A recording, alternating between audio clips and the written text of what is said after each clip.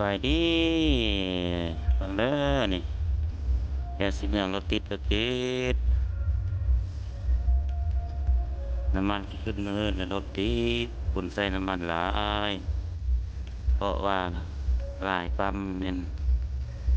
ปิดเด้อรถจึงติดเพราะว่ามันมีปั๊มที่ว่าเปิดหน่อยเนาะเนาะ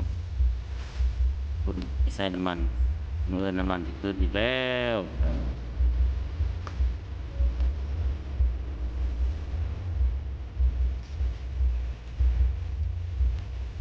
น้ำมันที่ขึ้นอีกแล้ว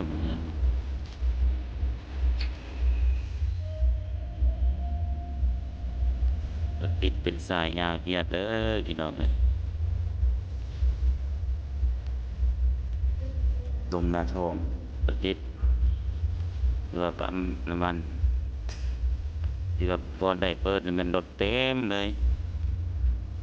มันผู้ได้น้ำมันอย่างน้อยเราบ่ต้องไปใส่เด้อมื้อนี้เด้อแต่ได้ที่น้ำมันสิเบิดก่อน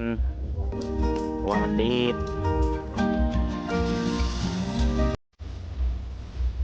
น้องเอ้ยเข้าปั๊มบ่ได้ง่ายๆเด้อรถหลายเด้อ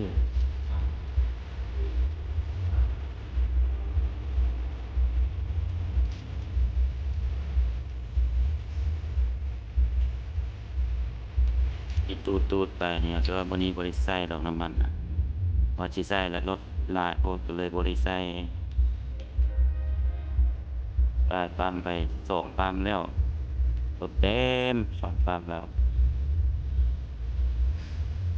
แต่ว่า2-3ปั๊มแล้วมันติดหลายปั๊มอยู่พี่น้องเอ้ย